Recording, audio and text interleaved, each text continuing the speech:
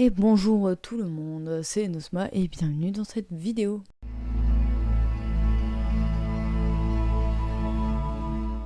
Alors aujourd'hui on va se retrouver pour parler un peu de livres, on a 3 livres que j'ai à vous présenter. Donc quand je dis 3 livres, en fait il y a plutôt 2 livres et une série de mangas.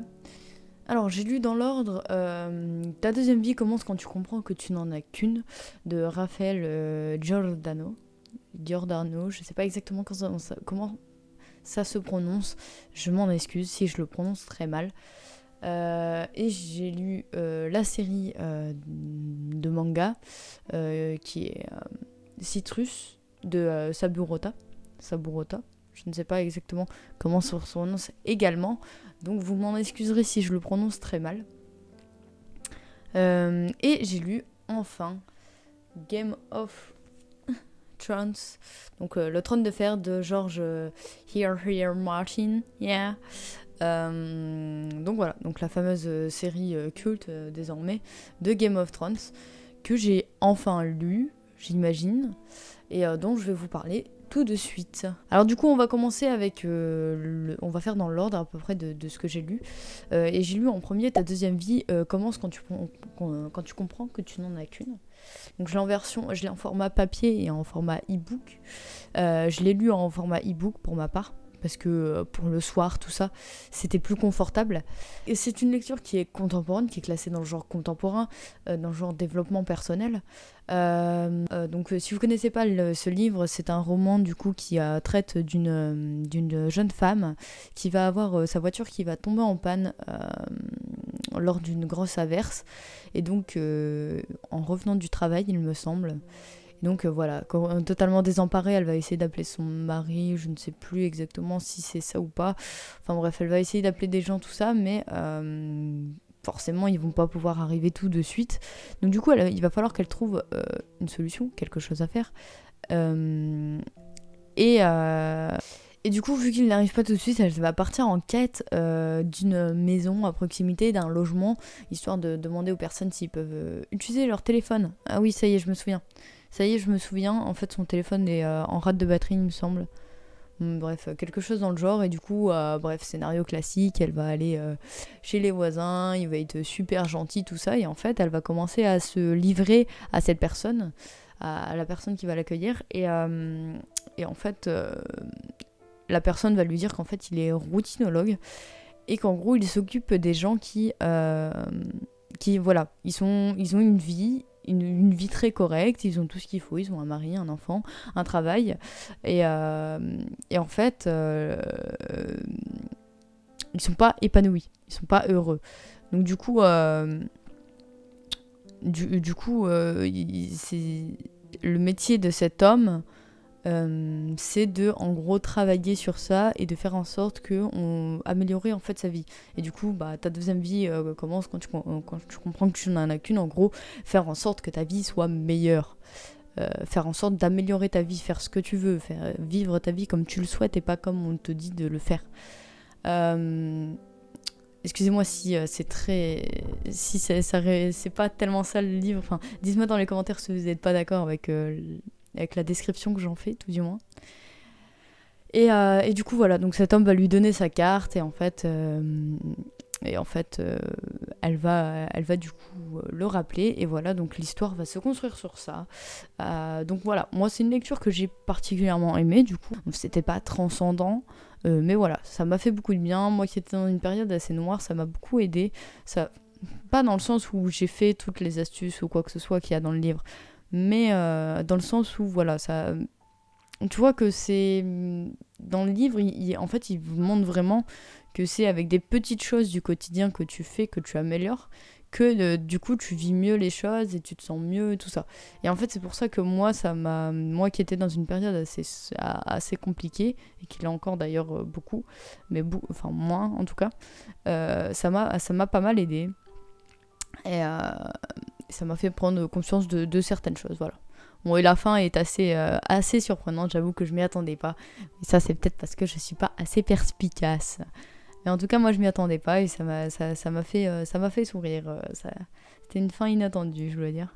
J'avoue que C'était assez fun. Bon, après, il y a la fin que j'ai trouvé un peu étrange, mais pourquoi pas. Why not? Du coup, voilà. Donc, pour ta deuxième vie commence quand tu comprends que tu n'en as qu'une, que je conseille.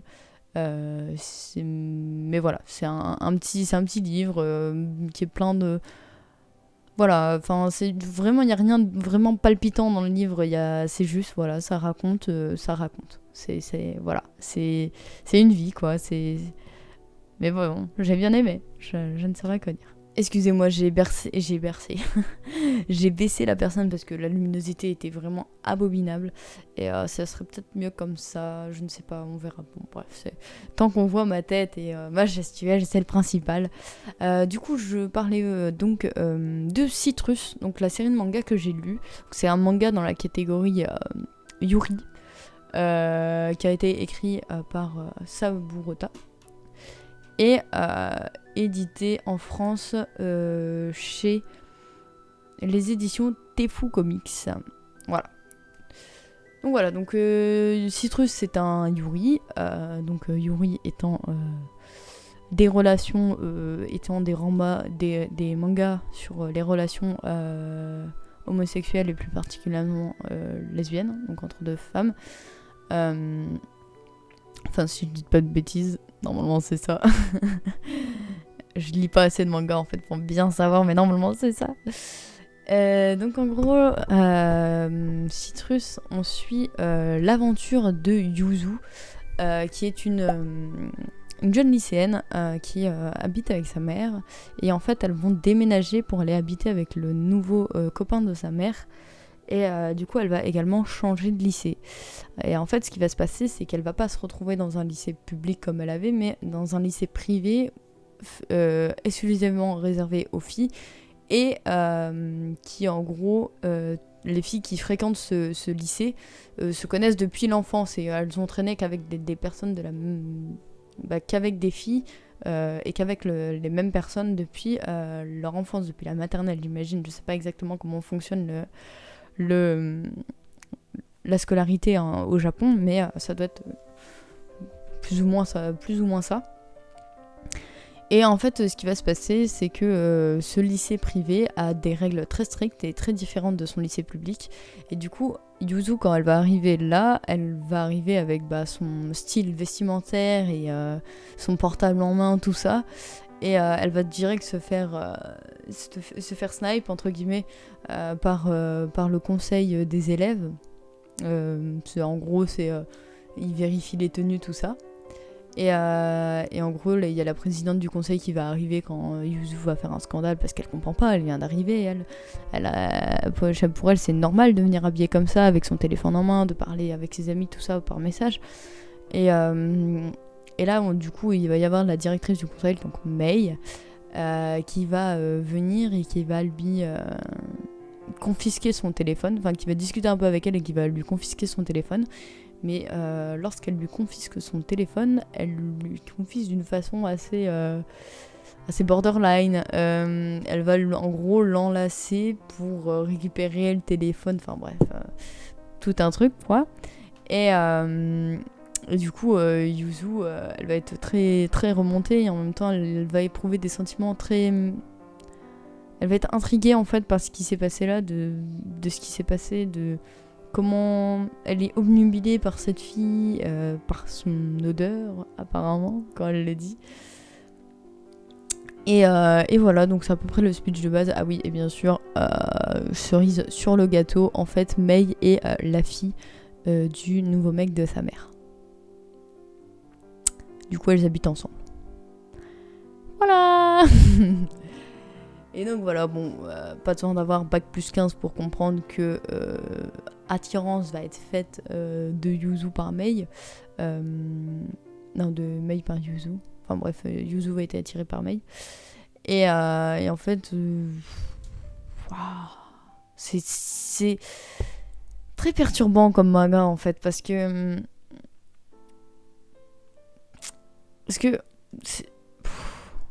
en fait, il part du principe vraiment que ce sont des sœurs du fait que ce soit un mariage reconstruit, même si ses parents ne sont pas vraiment mariés. part vraiment du principe qu'elles sont sœurs. Du coup, genre pour Yuzu, c'est inconcevable cet amour. En plus, c'est une fille. Alors là, genre non, c'est pas possible du tout. Et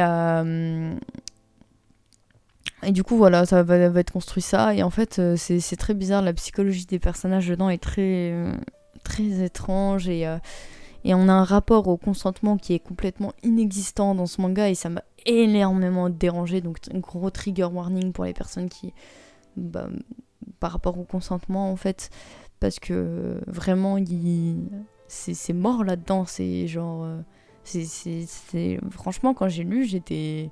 Non, vous faites pas ça en fait. Allô, la notion de consentement, ça vous dit quelque chose? Tata. Mais ouais. Et du coup, bon, trigger warning également sur de la nudité rapidement. Vraiment, c'est pas l'essentiel du bouquin. C'est vraiment pas un hentai ou quoi que ce soit en fait. C'est très soft. C'est très soft. Bon, forcément, des fois, il y a des trucs qui font que t'es un peu en mode... I'm sorry. Mais c'est vraiment pas hardcore du tout. Donc, si vous voulez un Yuri qui est très, très cute, qui est plus cute que tourné au niveau de la... qui est tourné un peu en mode hentai, vous êtes servi avec Citrus, ça vous correspond, je pense que ça vous correspondra. Après, voilà. Moi, ça m'a un peu dérangé ce problème du consentement, du fait que on s'en fout de tout dedans, genre tout le monde embrasse tout le monde et il y a personne que ça gêne en fait, genre non, ça marche pas comme ça. Genre si t'embrasses quelqu'un et qu'il est pas d'accord, bah ouais, il faut lui demander en fait, genre c'est un peu spécial. Enfin bon, voilà. Donc ce que j'ai pensé du manga, hormis le fait du consentement qui m'a gêné un peu, j'ai bien aimé, voilà, c'est un truc très niais, très cucu, voilà, c'est vraiment juste, voilà, j'avais envie d'une lecture un peu niaise, un peu cucu, un peu, voilà, tu poses ton cerveau, tu lis le truc, c'est très bien, voilà. Moi, voilà, c'est ce que j'ai pensé du livre, enfin, de la série de manga, c'est que c'est détente, pas besoin de trop réfléchir, c'est sympa.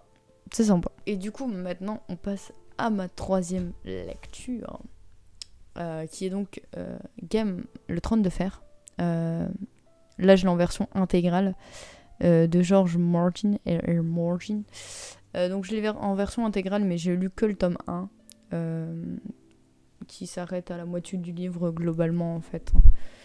Et du coup, est-ce que le premier, il s'appelle genre vraiment Le Trône de Fer? Ouais. Donc j'ai lu que le premier tome qui est donc Le Trône de Fer, et j'aurai donc le deuxième tome à lire, qui est Le Donjon Rouge.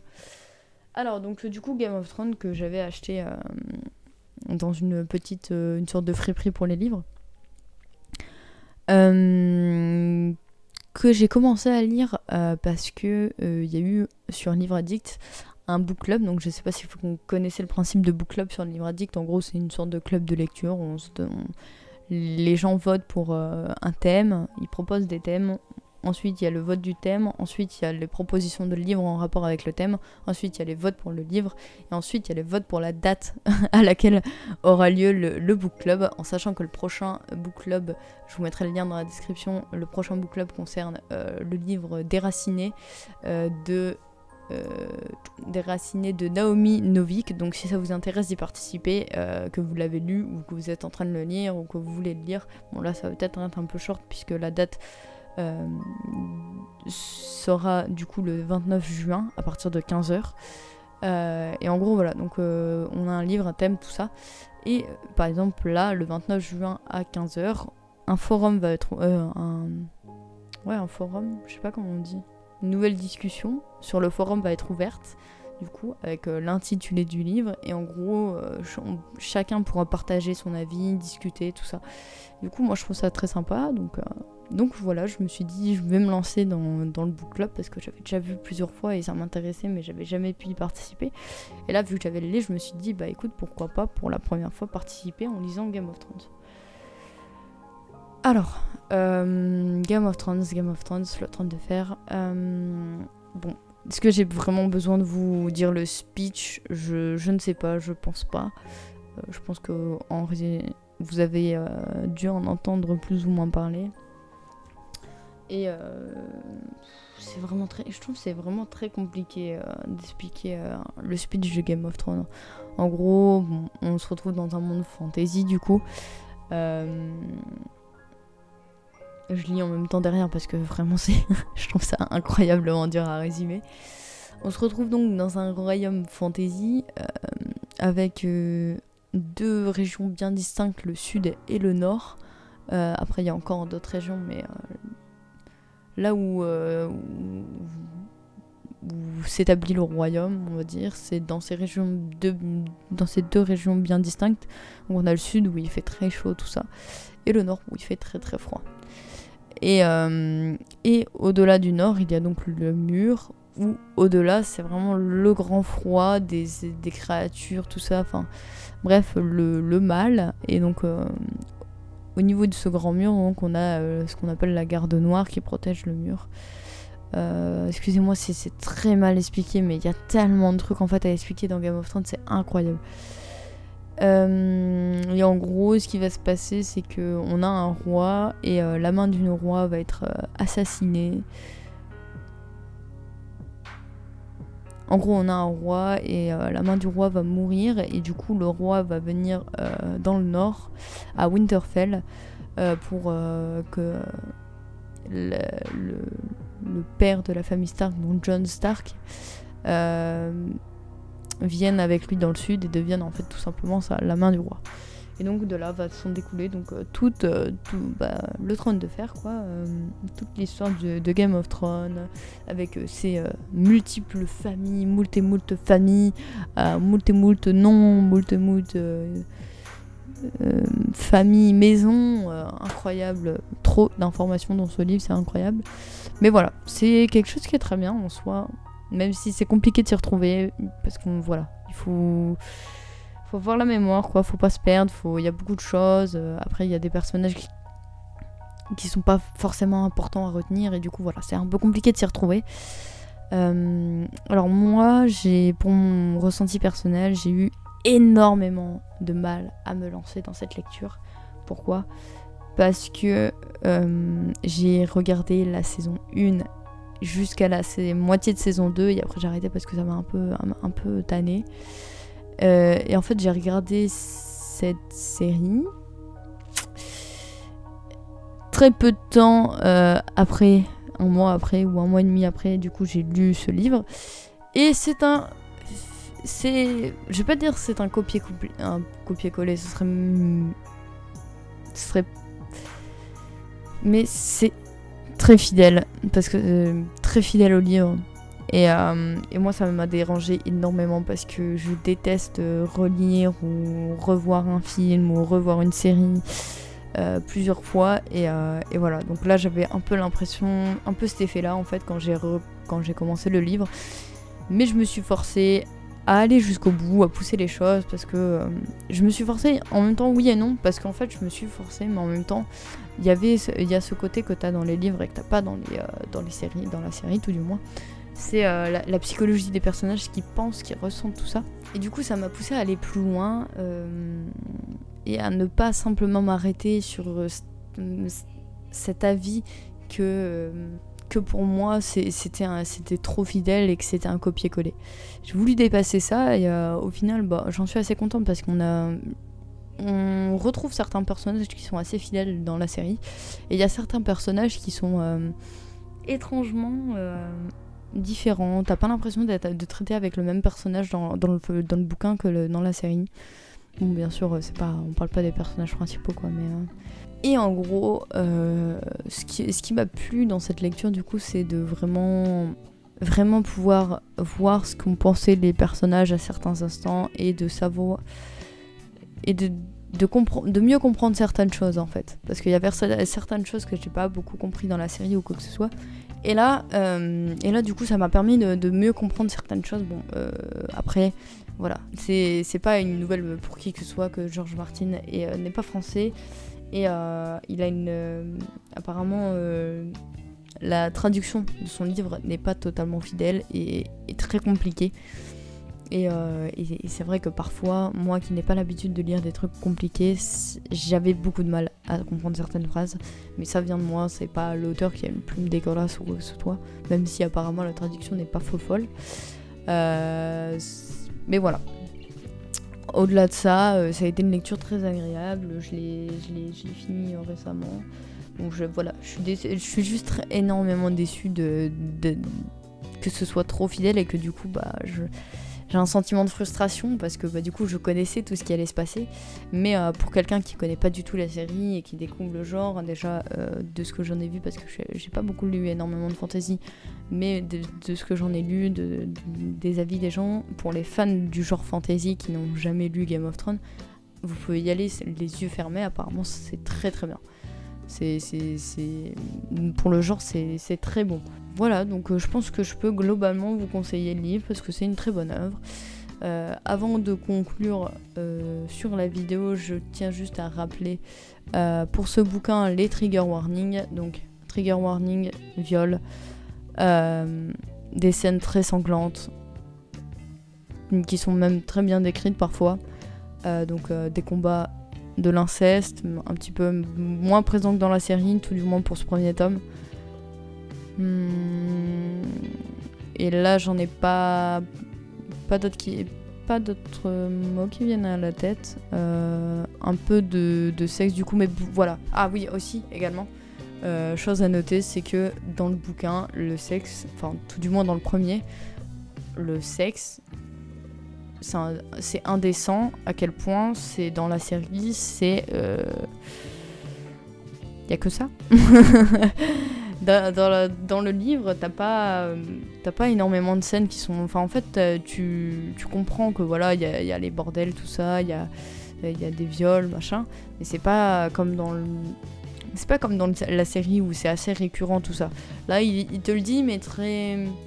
Il dit qu'il y a un rapport, mais pas... Il te fait pas une description ultra... Bon, juste pour, du coup... le viol, et du coup trigger warning du coup pour les gens qui ne supportent pas ça, je peux vous déconseiller si vous voulez de juste lire un passage du livre, parce qu'il me semble que c'est que sur un petit passage que ça se passe. Mais voilà, donc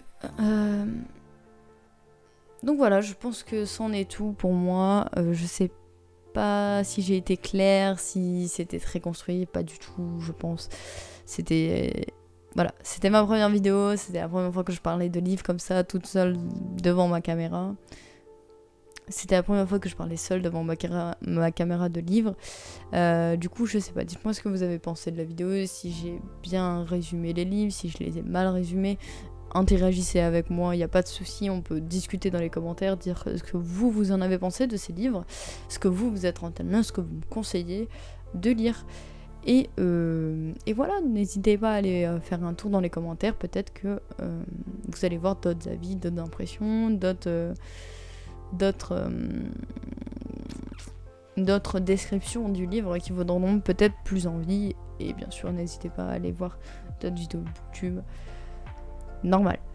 Voilà, donc c'était Enosma, j'espère que cette vidéo vous a fait plaisir. Si c'est le cas, n'hésitez pas à laisser un petit pouce bleu pour m'encourager à en faire d'autres. C'était la première fois que je faisais ça, comme j'ai dit au moins 15 fois dans cette vidéo. N'hésitez pas à me suivre sur les réseaux. Je live sur Twitch également si ça vous intéresse et que vous aimez les jeux vidéo. En tout cas, je vous fais plein de gros bisous et je vous dis à la prochaine pour ce genre de vidéo. J'espère que ça sera assez vite. Et je vous dis bonne journée à vous. Allez, ciao tout le monde.